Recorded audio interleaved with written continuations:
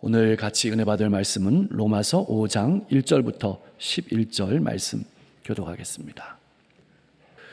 그러므로 우리가 믿음으로 의롭다 하심을 받았으니 우리 주 예수 그리스도로 말미암아 하나님과 화평을 누리자. 또한 그로 말미암아 우리가 믿음으로 서 있는 이 은혜에 들어감을 얻었으며 하나님의 영광을 바라고 즐거워하느니라. 다만 이뿐 아니라 우리가 환난 중에도 즐거워하나니 이는 환난은 인내를, 인내는 연단을, 연단은 소망을 이루는 줄 알미로다. 소망이 우리를 부끄럽게 하지 아니함은 우리에게 주신 성령으로 말미암아 하나님의 사랑이 우리 마음에 부음받음이니. 연약할 때 기약대로 그리스도께서 경건하지 않은 자를 위하여 죽으셨도다. 의인을 위하여 죽는 자가 쉽지 않고 선인을 위하여 용감히 죽는 자가 혹 있거니와.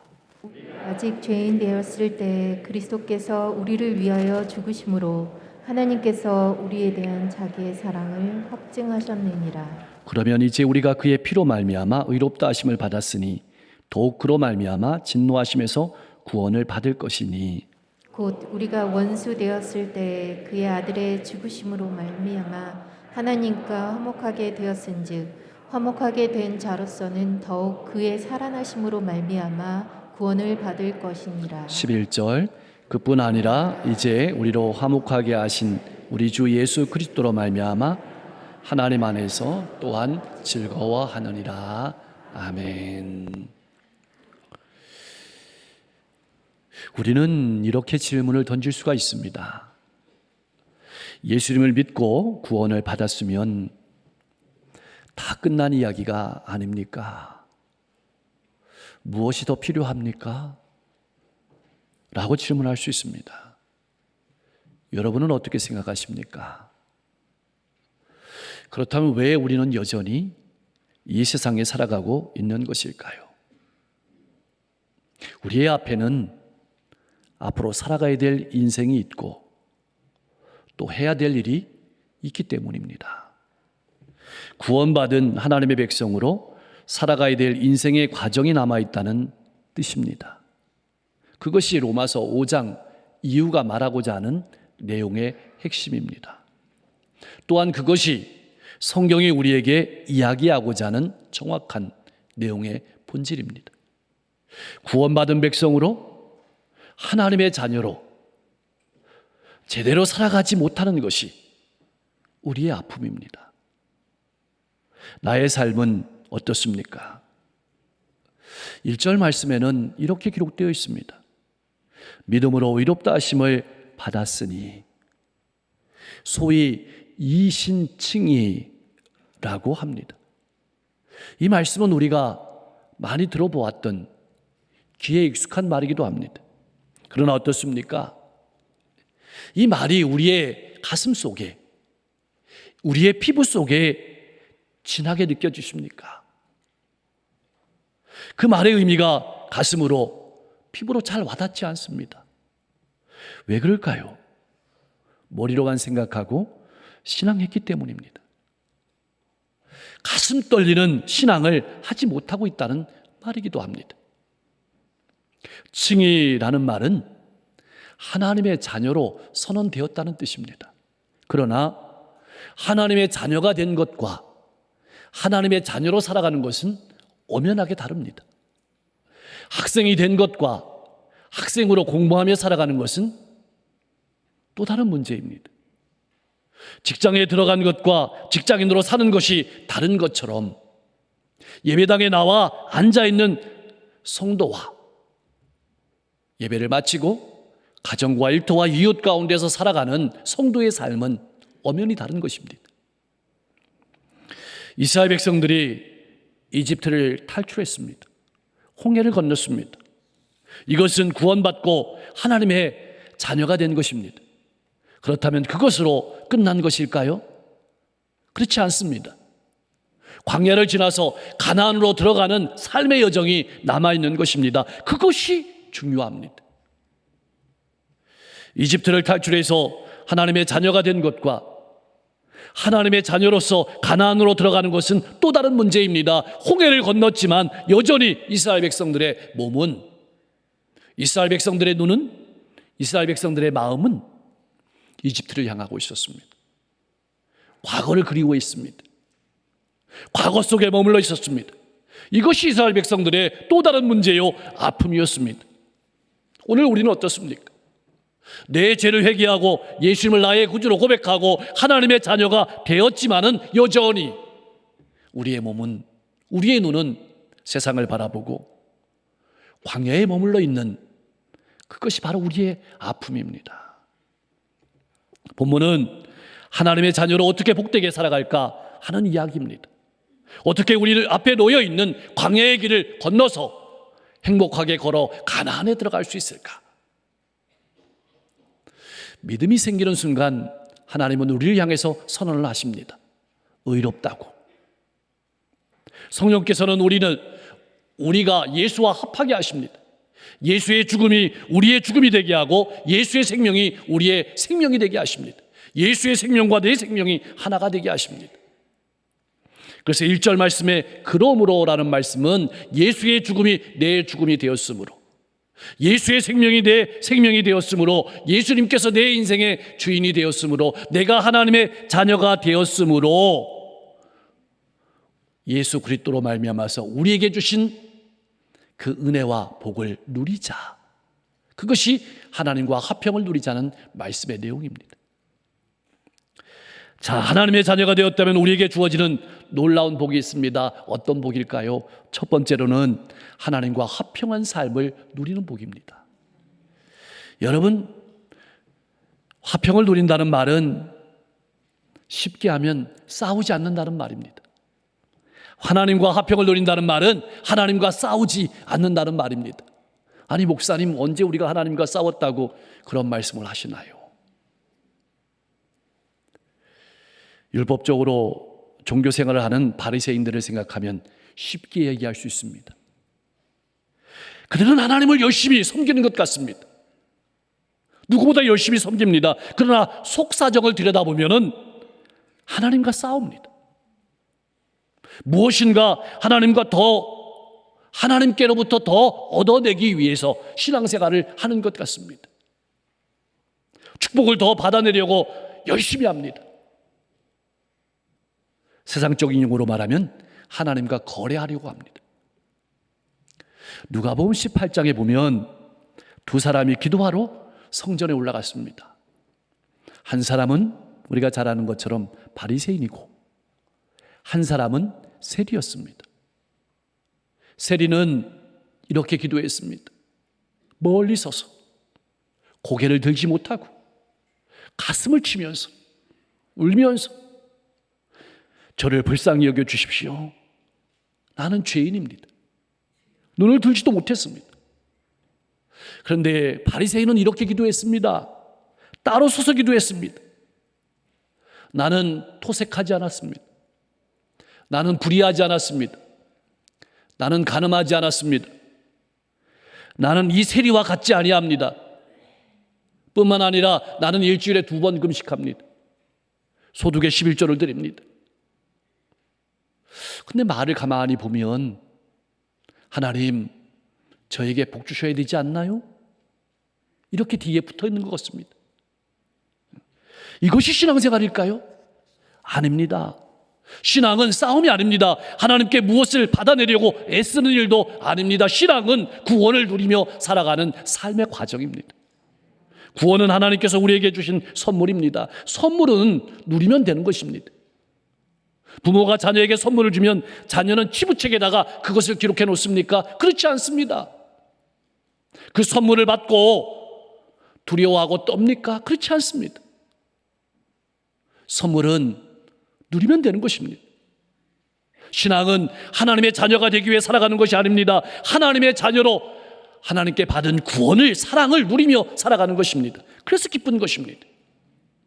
사랑하는 성도 여러분, 나의 믿음 생활은 어떻습니까? 하나님과 화평한 삶을 살아가고 있습니까? 아니면 싸우고 있습니까? 거래하고 있습니까? 예수님께서는 우리를 하늘나라 궁전으로 들어갈 수 있는 길을 열어주셨습니다. 우리는 예수 그리스도로 말미암아 하나님의 자녀가 되었습니다. 하늘 백성이 되었습니다. 하늘나라 궁전에 들어갔으면 하늘의 풍성함을 누리며 즐거워하며 살아가야 합니다. 하나님께서 내 인생을 위해서 예비하신 놀라운 미래를 바라보며 소망 중에 즐거워하며 자랑하며 살아가는 것이 신앙생활입니다. 그런 신앙생활이 될 수 있기를 주님의 이름으로 간절히 축원합니다. 두 번째로 우리에게 주시는 축복은 환난 중에도 찬양하는 삶을 살아가는 것입니다. 그러나 어떻습니까?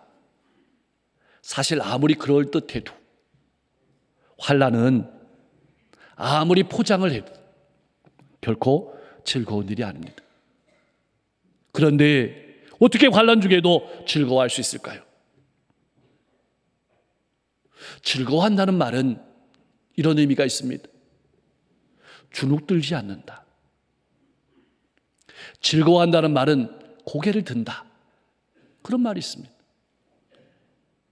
그러니까 이 말은 무슨 말이냐면 환난과 어려움 속에서 고개를 숙이고 주눅들어 살아가지 않는다는 겁니다.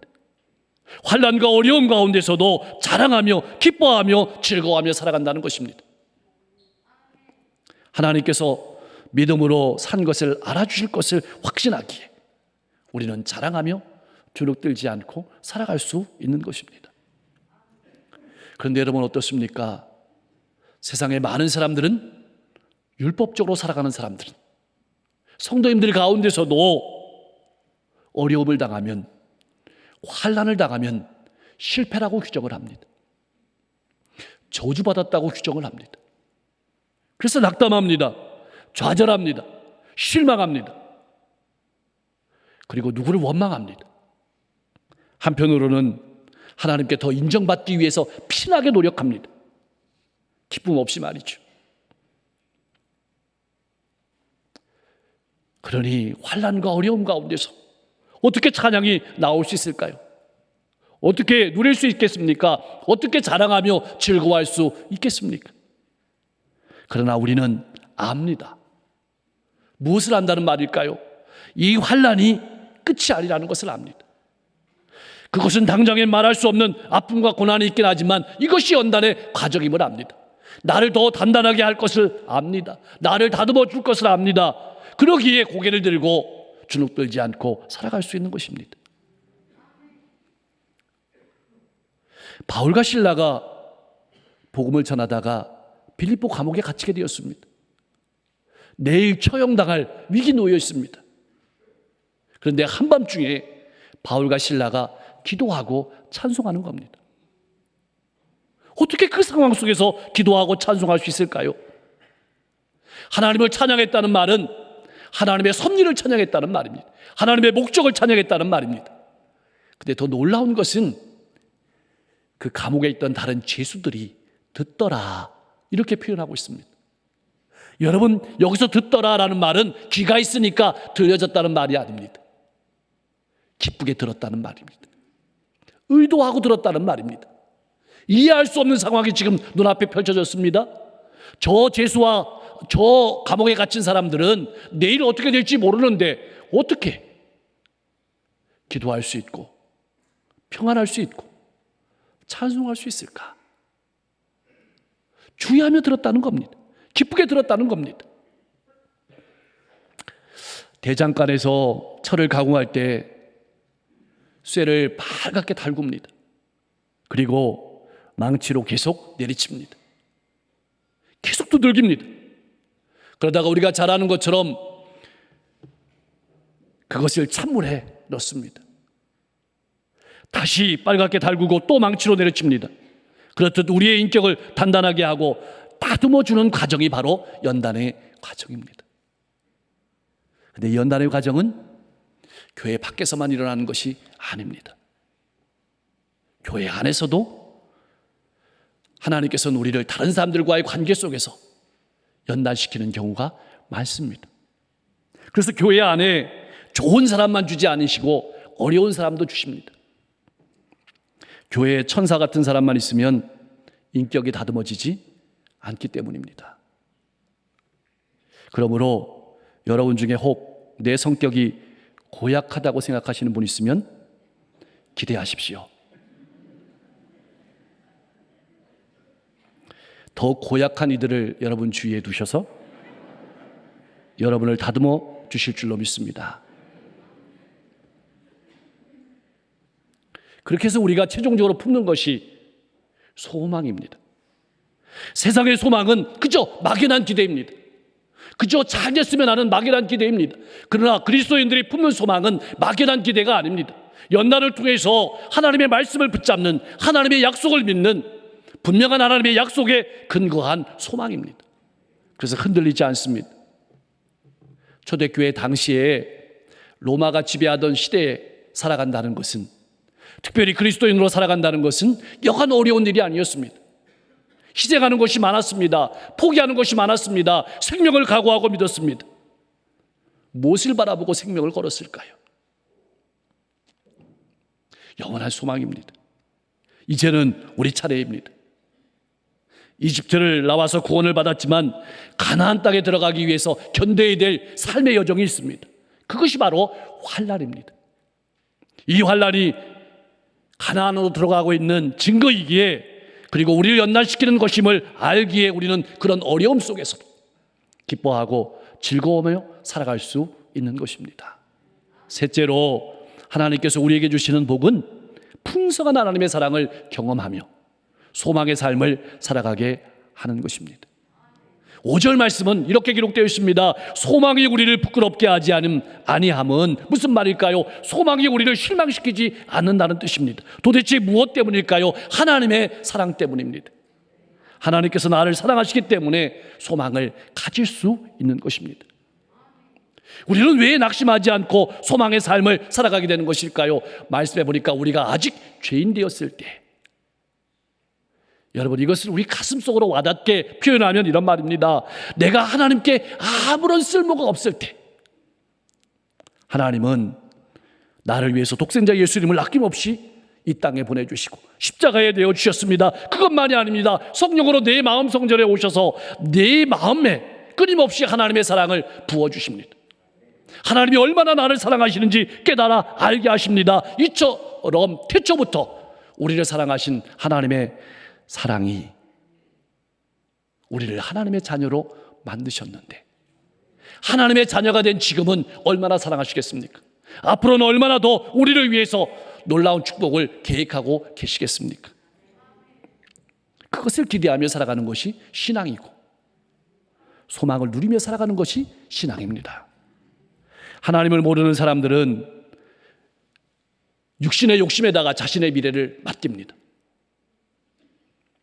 욕심에 이끌려 살아갑니다. 세상적인 가치관에 자기의 모든 것을 내맡기고 눈앞의 것만 바라보고 쫓아갑니다. 그러나 신앙인은 그렇지 않습니다. 고난을 통해서 하나님을 바라봅니다. 어쩌면 세상의 가치관으로 바라보면 예수님은 가장 실패한 사람일 것입니다. 예수님께서는 엄청난 것들을 가지고 계셨습니다. 사람의 마음을 꿰뚫어 보는 지혜도, 병자를 고칠 수 있는 능력도, 수많은 사람을 먹일 수 있는 능력도, 그리고 엄청난 사람들의 인기도 있었습니다. 그러나 예수님은 그 자리를 피하셨습니다. 하나님의 뜻을 바라보고 십자가의 길을 묵묵히 걸어가셨습니다. 한적한 곳에 가서 기도하셨습니다. 하나님의 뜻을 바라보며 하나님을 의지하는 법을 배우고 우리를 위해서 예비된 십자가의 길을 걸어가셨습니다. 저와 여러분들을 죄에서 구원하시기 위해서 그 즐거움을 바라보고 십자가의 길을 걸어가셨던 겁니다. 가장 중요한 것은 하나님의 사랑에 대한 우리의 반응입니다. 하나님의 사랑을 받아들여 예수 그리스도의 피로 의롭다 하심을 받았다면 우린 마지막 날에 있을 하나님의 진노를 두려워할 필요가 없습니다. 낙담할 필요가 없습니다. 영원한 소망을 가지십시오. 이 땅의 작은 것에 여러분의 믿음이 흔들리지 마십시오. 하늘의 소망을 바라보며 어떤 어려움과 환난이 있다 할지라도 주눅들지 말고 고개를 들고 기쁨과 즐거움으로 걸어가십시오. 사랑하는 성도 여러분, 하나님을 믿기만 하면 됩니다. 하나님을 믿는다는 말은 무슨 말일까요? 하나님의 사랑을 믿는다는 뜻입니다. 하나님의 말씀을 믿는다는 뜻입니다. 나는 그 사랑을 얼마나 알고 있습니까? 하나님의 사랑을 확실하게 믿고 있습니까? 이렇게 하나님의 사랑을 분명하게 믿었다면 그 안에서 즐거워하고 기쁨으로 그 구원을 누리며 살아가십시오. 하나님 안에서 즐거워한다는 것은 무슨 뜻일까요? 하나님을 내 마음에 모셔드리는 겁니다. 하나님께서 내 인생에 내 삶을 주관하시도록 모셔드리는 겁니다. 하나님께 묻고 하나님께 지혜를 구하며 살아가는 것이 바로 하나님 안에서 즐거워하는 것입니다. 우리의 생각으로는 상상할 수 없는 엄청난 하나님의 사랑을 기대하면서 바라보면서 살아가는 것입니다. 사랑하는 성도 여러분, 우리는 이런 하나님의 놀라운 축복을 받았습니다. 그렇다면 마지막 남은 질문은 이것일 겁니다. 이런 엄청난 하나님의 사랑을 받은 하나님의 자녀로 어떻게 살아가야 할까요? 11절 말씀해 보니까 화목의 삶을 살아가야 합니다. 자, 죄는 우리가 지었습니다. 그래서 하나님의 마음을 아프게 했습니다. 아프신 건 하나님입니다. 그런데 손을 내미신 것도 하나님이십니다. 오히려 하나님께서는 그런 우리를 위해서 독생자 예수님을 화목제물로 먼저 보내주셨습니다. 이것이 바로 우리가 살아가야 될 화목의 모습입니다. 하나님과 더불어 화평을 누리고 어떤 환난 속에서도 주눅들지 않고 고개를 들고 하나님의 사랑을 바라보며 소망 속에 기쁨과 즐거움으로 살아가는 삶의 모습이 먼저 용서하고 화해의 손을 내밀고 살아가는 그리스도인으로서의 삶입니다. 화목제물이 되신 예수 그리스도로 말미암아 즐거움이 넘치는 삶, 복된 삶을 누리며 풍성한 삶을 살아가는 여러분과 제가 될 수 있기를 주님의 이름으로 간절히 축원합니다. 기도하겠습니다.